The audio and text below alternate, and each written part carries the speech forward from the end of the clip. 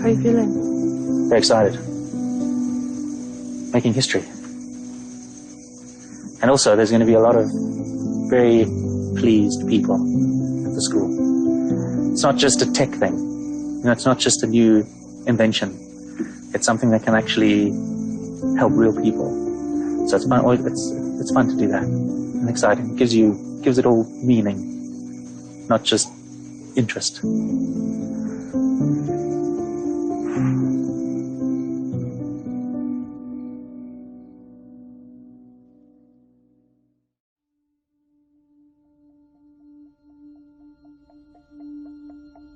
Living at the bottom of Africa can really make world affairs feel like things that just happen somewhere else.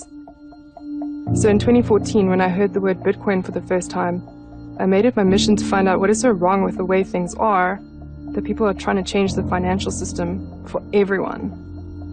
The thing about storytelling, though, the story you expect is never the one you find.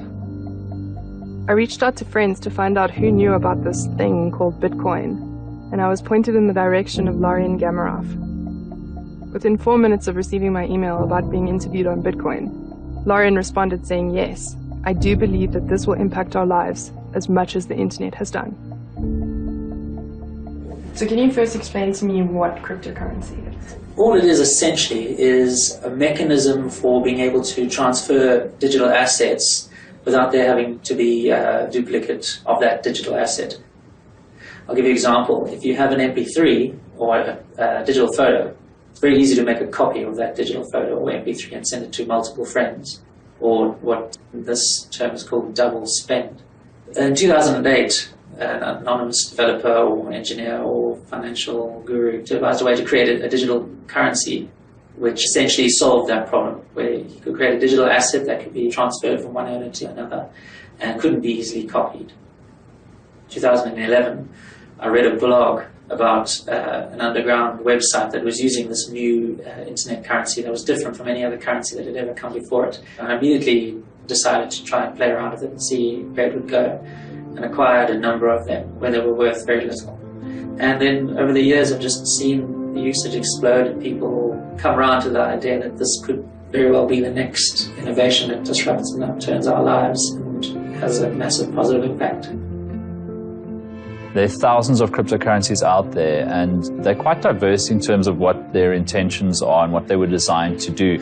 So for me, the discussion begins with Bitcoin. It's the proto-cryptocurrency. It's the first one that mattered. When you first geek out about Bitcoin and blockchain and cryptocurrency, you tend to become very excited about the tech itself. And I think I made the mistake quite a few times early on of getting too technical when I'm just speaking to my mum or my wife or friends who just want to understand how it works. It's digital money. In 2016, we attended the Bitcoin and Blockchain Africa conference so we could hear people who get it explain it. There was a woman on stage from Botswana who educates people on both the potential and risks of Bitcoin. After she shared her personal story, I snuck over and slipped a piece of paper into her hand with the hastily scrawled words, "I'm making a documentary and I would love to interview you." Come, come, come. Welcome to my farm. This is a very small farm that I started in 2017 when the Bitcoin market went a bit up. I managed to buy the goats and I bought myself some chickens and I set up the farm, and also managed to buy myself this car. That is why it has got all these Bitcoin stickers. You can come and check out my goats. They're like way cool. The other ones are not yet here. I think they're still in the bush. The humble beginnings. I'm hoping in the future I'll have like much wider farm as I continue in my journey of Bitcoin. So this is a Bitcoin farm. But instead of mining Bitcoin, I'm mining goats. The piece of land, I got it in 2011. So from 2011 until 2017, there was nothing happening. I couldn't, clean it up because I didn't have money. Some of my goats are coming. It's one of my passions beside teaching people about Bitcoin. My husband is the one who's always like coming here most of the time, because as for me, I'm always like busy doing my education and doing my Satoshi Center and sometimes touring. People have flooded Africa with a lot of scams, and a lot of our people are falling into those scams. So I'm not basically only focused on Botswana, where my education is needed, I go. The whole idea of the farm is so that you can be able to sustain myself. I'm just educating people without making any profit out of it. For me, education is very important, even though I get stressed when my life is not working according to plan, and my vision for Satoshi Center is not like really accomplished, I'll say. But I'm always grateful for the Bitcoin community, because they are really a super amazing family. Everyone in the Bitcoin space is amazing. The original document that outlined the vision to reinvent the world of finance and technology was released in 2008 against the backdrop of the financial crisis. In order to understand all of that, the most obvious place to start was money. What is money? Where did it come from? And why isn't the way it works working for us anymore? One of the first things we figured out to do that really distinguished us from the other animals on this planet was invent language and a way of communicating with each other that could convey very complicated ideas. We could have armies of hundreds or thousands of individuals where other great apes would only be able to organize in, clusters of up to about 100 individuals. So that gave us an edge. Language was extremely powerful as an organizing mechanism. But the thing we needed next was a way of making our trust in each other portable. We used seashells. Baboon bones were a popular form of currency in Africa. But money is and always has been a form of an IOU note. I could give you something and you could trust that that thing had value because society believed it did. Things like dollars and rands. We call those fiat currencies, and fiat is a Latin word that means let it be done. It basically means that they have value because governments say they do. Governments tell us that you will use this money, you will accept it as repayment of debt, and you will pay your taxes in this currency. So it really is just because we say so. There was a period where fiat currencies were backed by the gold standard, and now really money is just backed by a government's ability to enforce taxation within its borders. Governments or their central banking authorities can print as much money as they want to. The decision to print money is something that lies with a few individuals. It's open to flawed decision making, and really it's fair to say that fiat money isn't backed by anything. For a time, Bitcoin felt like a lot of talk and very little action. But Larian was taking Bitcoin out of academia, out of the future, and creating a real-world use for it in 2015. Something tangible for the world to see. If you consume electricity, you're going to have a meter installed at your property. There's two modes that meter can be in, either postpaid or prepaid. Postpaid is where you just consume the utility, and at the end of the month, somebody will come and read your meter and then send you a bill, and then you pay. You're consuming first, and then you're paying. Now, prepaid meters are trying to solve the problem where people are consuming and then not paying, which is a problem we have. And it's showing itself in our energy provider, Eskom, where they say they don't have money to maintain their power stations because they can't recover from the municipalities. The municipalities can't recover because nobody wants to pay for the utility. They've already consumed it. So they're trying to close that gap by switching all their customers onto prepaid, so they can't consume unless they've paid. But it then introduces another problem from the consumer's point of view. At least 80% of Africans are unbanked. If they want to make a payment, they have to use cash. Obviously now the costs are increased because the vendor has costs, and there's traveling costs, security costs. So although prepaid systems will solve the recovery from the utilities point of view, it doesn't solve anything from the consumer's point of view. Bitcoin is a payment system, which is an electronic payment system that is outside of the banking system. Anybody who has an app on their mobile phone, doesn't even have to be a smartphone, they can easily become part of the Bitcoin economy and have access to electronic payments. So it's just a common sense thing, if you think about it, that being able to make Bitcoin a payment method for a prepayment system opens up that massive market and has the opportunity to drastically reduce costs and increase efficiency, at least from the perspective of the consumer. So now there's a solution, Bitcoin, and applied to smart metering can solve a massive problem throughout Africa as well as Latin America and Asia Pacific. Dumelang. I started my journey with Bitcoin in a little bit of a sad way. Can you tell me that story? My son. Like right here on the wall. In 2007, I gave birth to a baby boy. His name was called Ako, which means praise. He was born with a heart defect called hypertrophic obstructive cardiomyopathy. I was looking for ways in which I can raise money and probably take him overseas. It was kind of difficult here in Botswana for them to promise me anything. One time the doctor told me that there's literally nothing that they can do. When we brought to South Africa, I was very happy. I said, my son will get help. But they said to me, for us to be able to help your son, we finish first with a list that is in South Africa for children who need transplant. So I went online to try and do freelancing, so maybe I can be able to raise more funds to help my child. And I remember I got across a survey where they say you can do a survey and you can, be paid in Bitcoin. I went through that, worked, my heart out. I never got any Bitcoins from the work that I did. A lot of things that I met were scams, one scam after another. And then in April on the 4th, my son died. So, yeah.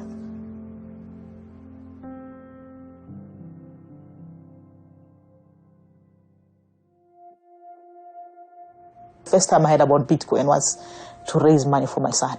So when he died, I felt like I have lost the purpose for why I should work online. So I just stopped. Something was just nagging me in my head, like, you need to go back to that Bitcoin thing and look at it and see if it can be of any worth. The more I read, the more I get learned. I decided, let me take another step further. It's no longer about my son. Now it's about changing my country. It's about changing the people. I will group together people and I will teach them about Bitcoin. So 2013, I did my first meetup. But before the meetup, I did a video which I put on YouTube. I did an old t-shirt with my Bitcoin address and I was like, I want to work for this company. Even by then, I don't even understand what Bitcoin was. Like for me, it was more like a company. Then 2014, my group was growing. And I kept on educating people about Bitcoin from that moment onwards. So why can we trust that crypto is worth something? Bitcoin, as a primary example, has a finite supply, which makes it a deflationary currency. It actually, in very real terms, is scarcer than gold. There's no central authority that can decide to raise interest rates or to print more money as a part of quantitative easing. The Bitcoin network runs itself. Once the network was set in motion, that system, runs by consensus. Can you tell me about Tusizo? Sure. Imagine a poor school in Africa. They have a Bitcoin meter. Anybody from anywhere in the world could pay for a week or month's worth of electricity directly without having to go through that organization. And I actually thought, instead of just talking about something, why don't I go and do it? What does Tusizo mean? Tusizo is a Zulu word that means help. The whole point of this project is to kind of relieve the burden of the electricity. I mean, obviously there's a lot more things to be paid for in the school, and these schools have small budgets. If they can have that burden lifted a little, where they don't have to actually pay for the utilities, then they can then spend what little they have on other things. One of the struggles that we've had is trying to get a metering company to agree to the project. A lot of these metering companies make a lot of money on the vending solutions they supply, taking fees, from the fiat transactions. Now, having a blockchain-based system means that the funds go directly through to the meter. And so the metering companies that we've been dealing with weren't willing to go along with the project. So it was quite an uphill struggle. But luckily we have found some enlightened partners. We've got about 2 bars out of the 3. So I think communication should be fine. But we also have an antenna. So what we can do is perhaps bring an antenna through here just to boost the signal once we get the donation going through and the meter can pick up the payment on the blockchain, the next step is for the actual meter to switch on. And then we should see the school light up. It'll be hard to see now, but at least we'll see something happen. And then on Monday night, when it's all pitch dark, I think it'll be quite spectacular when everything goes on. That's the theory. Very exciting. The blockchain is the operating system that it runs on. So you can see it as your Windows or your Linux or Mac OS X. The software layer is the blockchain, and Bitcoin is an app that runs on top of the blockchain. Blockchain is the magic behind the money, but really it's just a decentralized database stored on a very large network of computers all over the world. It is the technology that underpins Bitcoin and other cryptocurrencies, but it's not just for monetary transactions. You can use it to store data like patents or wills, or to exchange anything of value such as products, property, services, and even votes. The authenticity of the exchange of value or transactions is verified by the community as a whole rather than by a single entity, removing the risk of a single point of failure in the system. Each transaction is recorded on a public, distributed ledger that can be viewed by anyone in the world. The blockchain is a decentralized system, and the strength of the blockchain is that everybody is checking everybody else. No single institution is in charge of this information. Now that differs from the current financial system that we actually do have all over the world. In the case of South Africa, in the center of our financial system is the South African Reserve Bank. And the Reserve Bank checks all the other banks, and all the other banks check us. And that's the difference between a decentralized system, the blockchain for example, and a centralized system.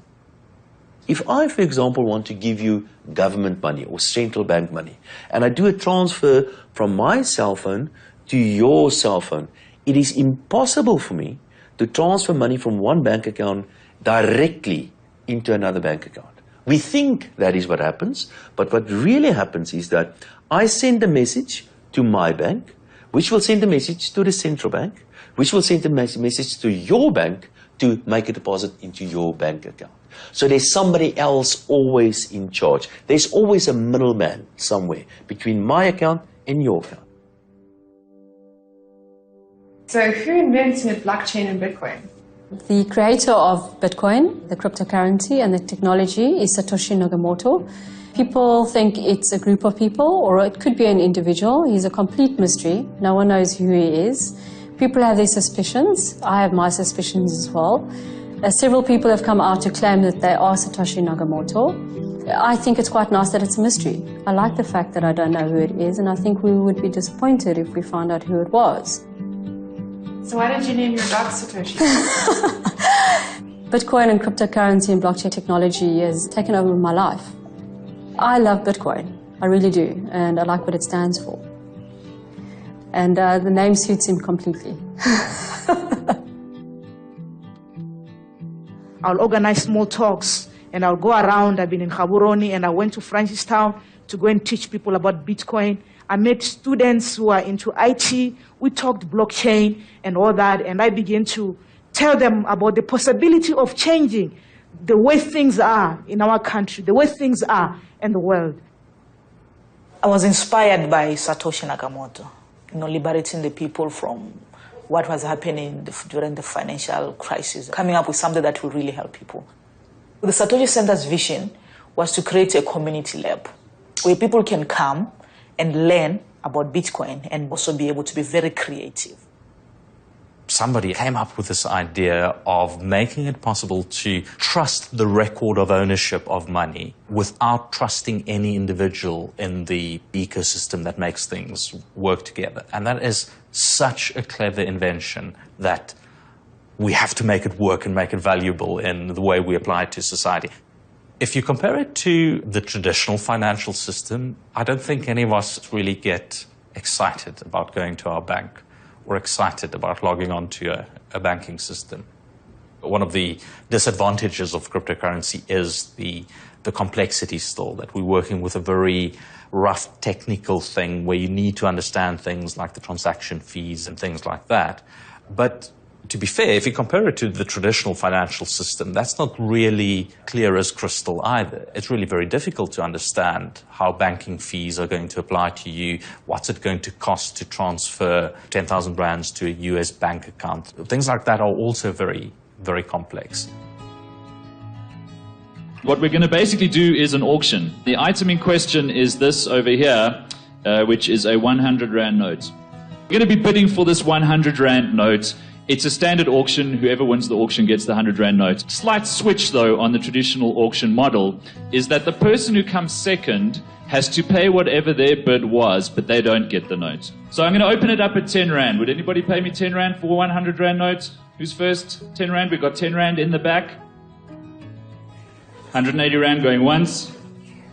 180 Rand going twice.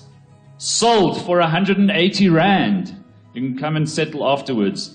And the person who came second used to settle with me as well. It's not that central financial authorities were a bad idea. It gave us a way of scaling up to what now is the global financial system. It gave us a way of trading with each other. You could travel to the other side of the world and you could start to trade with people there. And that was fantastic. But where it has failed us, for example, is where human greed has been able to manipulate the system, to put it quite bluntly. That's the second highest price I've ever gotten for a 100 Rand note. It's a great game for me because I essentially now have made 310 Rand and parted with 100 Rand, right? The game, of course, is rigged. It's designed so that I'm going to win.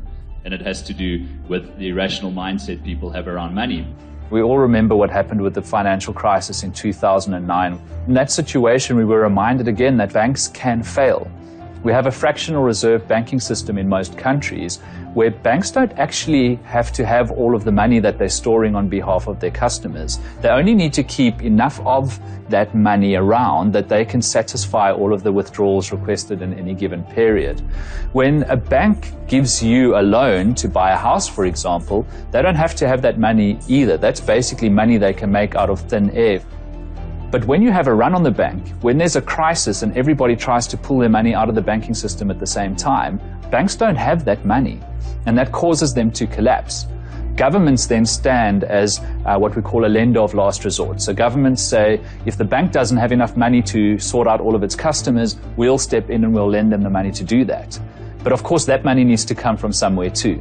And so what happened in 2009 was you had banks which didn't have enough money to pay all of the people trying to withdraw their money. The US government didn't have enough money to act as a lender of last resort, and so the US taxpayer effectively had to bail out a bank with a tax-free, non-reversible loan that never had to be paid back to the taxpayer. Now, it doesn't really matter how you present that story, it doesn't strike me as fair. Every country's economy is intertwined with every other country's economy. Imports, exports, investments, and the world reserve currency meant that the financial crisis in America became the global financial crisis. The saying before 2008 was that the banks were too big to fail, but the bigger they are, the harder they fall. Over a decade later, there are now banks that are even bigger than the too big to fail banks of the financial crisis years. Hi, my name is Beg Mashobo, and I have a question for the chief economist. So I'm an economics student, right? And I'm not sure if you've noticed, but a lot of people in the Bitcoin space, they know more about economics than most PhD students in universities, actually. This is because in university, we're not particularly exposed to different other schools of economic thought, like the Austrian School of Economics, for example. And if we're not exposed to certain things, then we won't question certain things. For example, like money. In school, we're not particularly taught what money truly is. What is your opinion of Bitcoin being used as a way to escape this economy that exists right now? You're absolutely right that in our universities we should teach other schools of thought as well. And a very important school of thought is the school of thought of real freedom. And I've got a suspicion this new technology will really put the power in the hands of the individuals and allow us to experience that real freedom, and not to enslave us the way that politicians have been enslaving us for the last couple of hundreds of years. This is a real freedom. But not only is it a real freedom, it's very, very dangerous. And with that goes a huge responsibility as well. 21-year-olds don't normally go to events like we did the other day. Yeah. That's not a normal 21-year-old thing to do. It's just like clouds and stuff, right? Yeah. First time I heard about Bitcoin was from a movie called Dope. This movie didn't cover Bitcoin like in a positive light. And then I heard it again, and it's like, maybe let me like look at it and like do a little bit more research. And that's where I fell down the rabbit hole, as the saying says. My economics teacher was heavily into gold. So he was explaining central banking, right, and fractional reserve banking. And inside I was like, whoa, like this seems a little bit shady. He explained that we actually don't need the system. In a normal economy, things are supposed to get cheaper over time, not expensive over time. And the common thing that I'm hearing on the news or YouTube is that, no, we need inflation so that there's economic growth. I did a little bit more digging in, and then that's when I found like Mises. They follow the Austrian school of economics, right? And then they explained that, no, we actually don't need inflation for economic growth. And in fact, that whole statement is a whole contradiction in itself. When you define economic growth, it's the increase in production, right? And the increase in production causes prices to decrease. An example of this would be like technology. When the first phone came out, it was like quite expensive, and then eventually there was a lot of people contributing to different designs, basically providing alternatives to smartphones, and then the prices of smartphones decreased over time. That also could apply to the economy as a whole. And now I know that this person, what he's saying on TV, it's like utter nonsense. And then, like, what can I do about it? It's like, buy Bitcoin, bro. Using this greedy algorithm, I can make a lot of money. And actually, the only way you could have won that game was to not play it. The problem is, when you have money on the table, human beings start acting in a very curious way. But I want to use this auction as an example of our banking system. And in fact, the financial system that runs the world today. Because it is rigged. There are rules that have been put in place that mean that you will lose every time you play. And somebody will make a lot of money because they control the algorithm that ensures that you lose. Our current banking systems, while they're useful for things like buying carrots and going to the movies and stuff, are exploitive and they're exclusionary and they cut out a lot of the world, and we don't have to play the game anymore because we have the technology now to opt out. Money was always centralized, was always opaque, was always exclusionary, had too many middlemen, too many rent seekers, too many people, quite frankly, benefiting from exploiting others. Finally, we could use the internet to create a financial system that benefited everybody potentially, that was resistant to censorship, that nobody could take control of. That's what the world had been waiting for, and finally it arrived with the Bitcoin network. You know, I was never interested in all these subjects, you know, this economics and finance. And since Bitcoin, I became interested, you know. I would still be living in my oblivious way, hoping that whoever's running the system is running it fine, and that we don't end up in the same way that Zimbabwe ended up, where their money became worthless. It's not so much about not having a long-term view. It's just about being educated on this. And the majority of people aren't educated on this. Can I just go on and say something else that I think is important? Absolutely. Okay. If we use a blockchain system, the power is actually where I believe it should be, and that's in the hands of the individuals. We do not need the permission to transfer money between my account and your account. And that, of course, also opens the possibility for things like, for example, fraud and tax evasion and all sort of illegal things.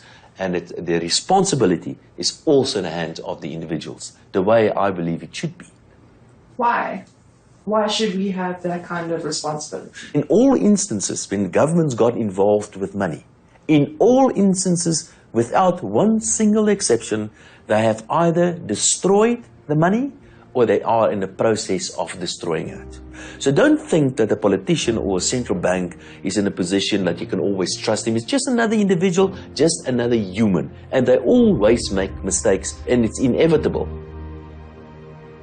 But ideologically, I also believe that I should have the right to decide for myself whether I want to lend you money, whether I want to borrow money. It's not up to some politician or some other institution to tell me what I can and what I can't do. That's my business. There exists a definite two-camp divide over whether Bitcoin should be used to facilitate liberty and self-sovereignty, or if it should be regulated to protect users. Can you give me an example of some of these crazy schemes that people are coming up with using crypto? There's so many. I remember, but mostly they're coming from South Africa. So in the very beginning, I remember they used to like call me and try to recruit me. They say like, you have got a network of people who can make a lot of money. I'm like, I'd rather be poor than to join something that at the end of the day I'll hurt my own people. There's always a joining thing. It's like a pyramid scheme. The lady came to our office. She was like really heartbroken because she has put a lot of money into a scheme and then it disappeared. You know, people actually put their children's school fees. What I know is once you start having an influx of people calling and say they want Bitcoin, know that there's a scheme coming up. So they are good in the sense maybe they make Bitcoin to be used a lot, but at the same time they are really bad. The bad surpasses the good. One of the biggest challenges to explaining Bitcoin is to somebody who comes already with a pre-knowledge of what Bitcoin is, and then they come to you and say like, how much do I join? How would I make money very quick? You try to convince the person that it's not about joining. It's like a revolution. It's like a new technology arising altogether. It's about you understanding. They're like, no, but it's not that. The pros for me is liberation, freedom, the ability to be able to control your own money, or the ability to send any amount of crypto or carry it. Imagine if you were to carry a chunk of gold, you want to pass through the border or whatever, you can't. So that's the beauty of Bitcoin. The negativity is people using it wrongly, making our people poor. Also lack of regulations and stuff. If you can have maybe some sort of regulatory framework, it will also help protect us. I know you cannot control it because of the way it was created, but just regulations, it can help a little bit. Since Bitcoin's early days, it's been shrouded in mystery and controversy. From the bankruptcy of Mt. Gox, one of the early exchanges, to the infamy caused by the dark web Silk Road marketplace that accepted Bitcoin for nefarious goods and services. While Silk Road became one of the first use cases for Bitcoin, it also perhaps put the mainstream adoption of cryptocurrencies years behind where it might have been otherwise. It was run by Dread Pirate Roberts or Ross Ulbricht. If you follow the news, you know that Ross Ulbricht was found guilty by a jury. The federal judge took his activities very serious, and she actually sentenced him to serve a life sentence. They counted at least 6 individuals who had purchased narcotics off of Silk Road and died as a result. What we basically are focused on, one is criminal offenses involving digital currency, which could be any sort of crime, whether it's narcotics, whether it's murder for hire, whether it's identity theft, and so on, in which the bad guys are utilizing Bitcoin rather than other forms of money because they, in our experience, believe it to be untraceable, which is clearly an accident on their part, a misunderstanding, to say the least. But we also deal with the regulation of exchanges and money. Okay. Very nice. Don't touch. Don't touch. No, yeah. Be careful. Every single transaction that occurs in the Bitcoin network is recorded in something called the blockchain, a public ledger of every transaction that's made. The only problem is that even though you can see every single transaction, and you can see the addresses, which are like the account numbers of the people that are holding those Bitcoins, you don't actually know who those addresses belong to. So the correct term isn't anonymous, it's pseudonymous. Cash is truly anonymous. If you have a suitcase of cash and you go and spend it, there's no way that that transaction is recorded.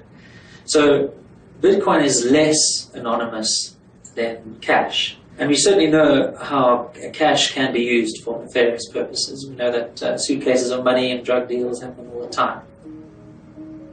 There was a name that kept coming up in conversation and research. And for his name alone, it felt necessary to meet him. Fluffy Pony.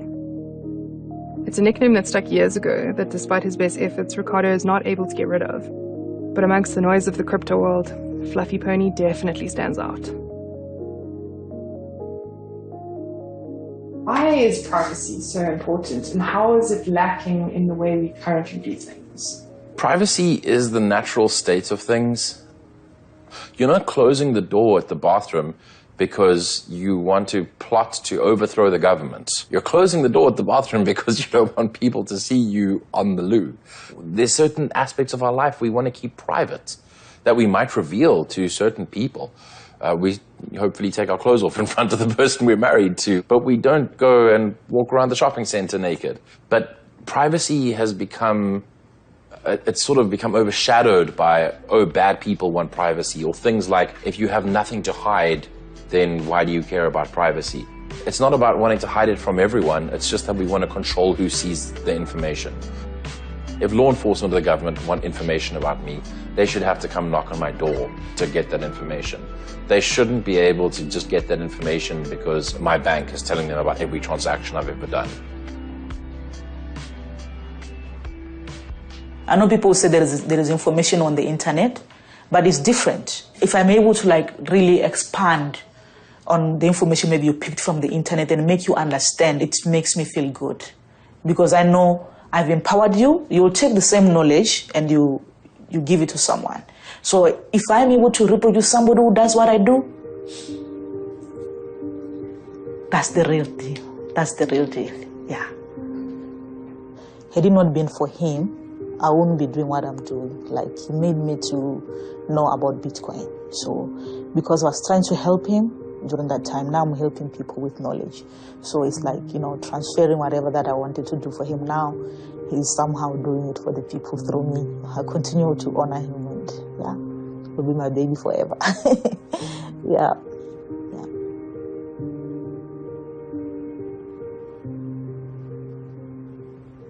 When I got introduced to Bitcoin, it's like, okay, let me save. Each month I save. I'm thinking more about the future, what's going to happen in the future, and I orientate my actions today that will impact the future.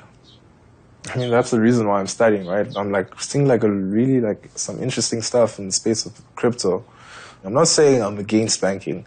I'm just against fractional reserve banking. So I orientate my actions towards that, the new financial system. I would be a lot more stressed if I didn't have Bitcoin, honestly. Why? Let's say, for example, if we have the central bank government decides like, yo, I'm going to print like 2 trillion rands into the economy. The consequences of that would be hyperinflation. I can't remember who said this, but it says that Bitcoin is not about getting your money out of your country. It's about getting your country out of your money. Essentially, it's like protecting your savings, protecting your store of value. That's why I'm into Bitcoin. I think the financial crisis started a discussion that Bitcoin then accelerated around why the financial system works the way it does and whether or not it should work that way. How can we make it more transparent? How can we make it more fair?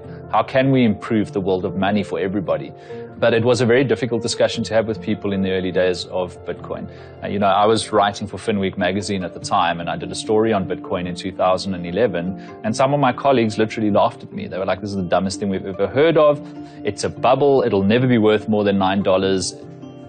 At its height, it was worth $20,000, and it's going to be worth a lot more than that one day. And every time we see this cycle, we have people laughing, it's not going to last, it's overinflated. And every time they're right for a very short period of time, and then every time they are proven ultimately wrong in the medium term.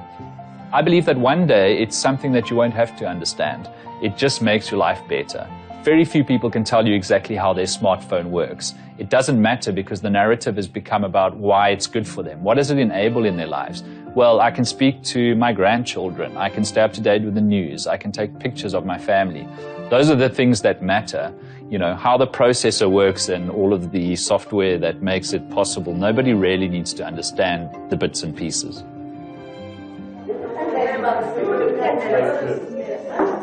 Mr. Tam, welcome to MON. In the middle of the night. At 2 o'clock in the morning, I followed Lorian out to Soweto to witness history being made with a live demonstration of his Bitcoin prepaid meter. Lorian would be Skyping through to a conference on the other side of the world at MIT in Boston, where his friend Ed would be making a Bitcoin payment straight to the meter. So what I'm going to do is I'm actually going to be ready. Okay, so let's get this whole thing started. They're going to be calling right now in about 2 minutes. And then I'm going to come to that classroom. Shame they've been here for 2 hours. 3 hours. They got you at 12.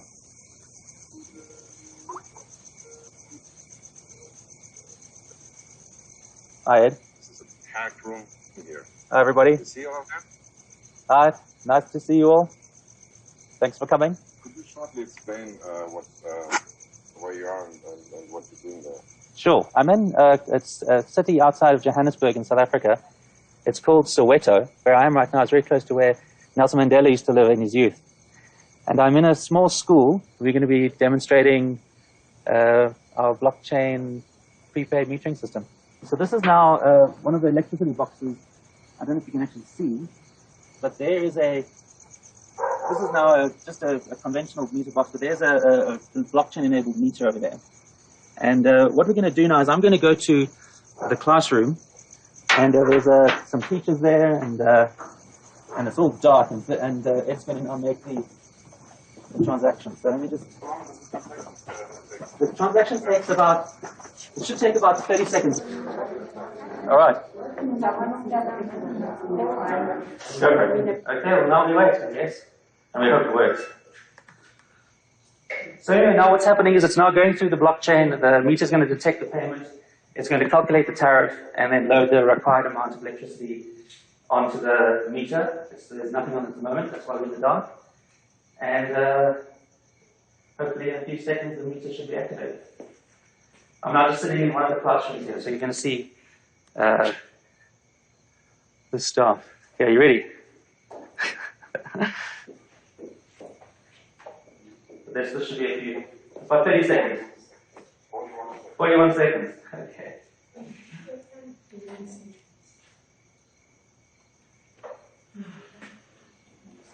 All right. No. You're not going to do switching.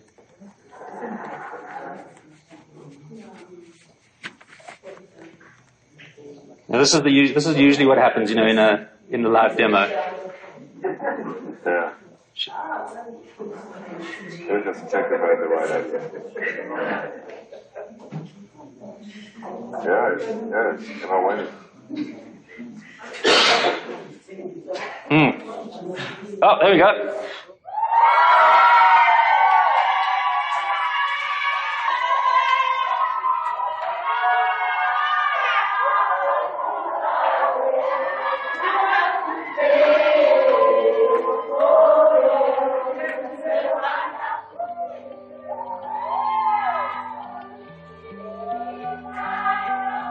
I've got 4 sons who are, busy.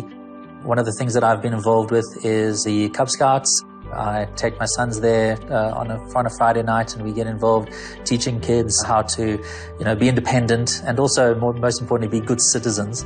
It's very important to get children to consider their communities and their society and to be empathetic to other people, to try and make their communities better, to build it up, to try and think civic-mindedly.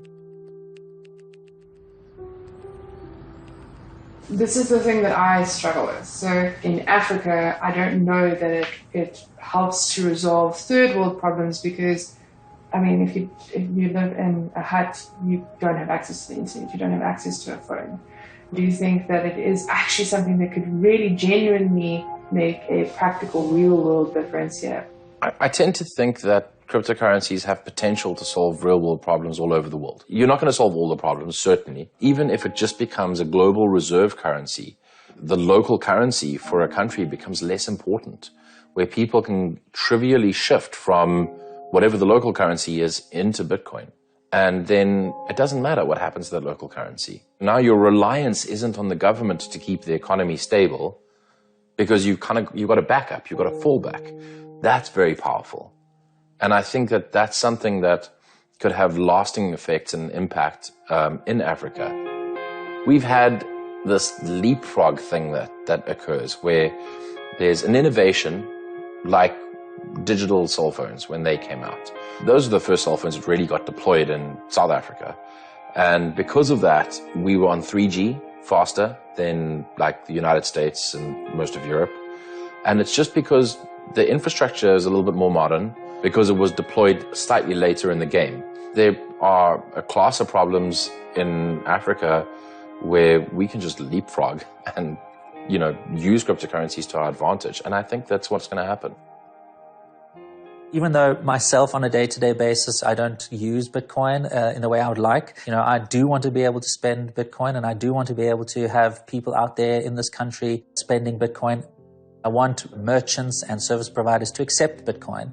So instead of waiting for them to do that, I'm now going and actually providing those tools. I will certainly, strive to create the opportunity for people to spend it in their day-to-day lives and also to accept it in their day-to-day lives. Ironically, the story I expected was to be told by a bunch of men in suits just in pursuit of more money. I expected to find bandits and terrorists and everyday Joes organizing dark deeds in dark places. But in the last 5.5 years, the story I thought I would be telling about the crypto space in Africa never materialized. I've realized that my pessimism at the beginning of this journey was actually just misplaced. But regardless, that pessimism has now turned to optimism. Not so much because of the tech, but because of the people who are using it to make the circle both bigger and better. And that's what I call the beginning of a revolution.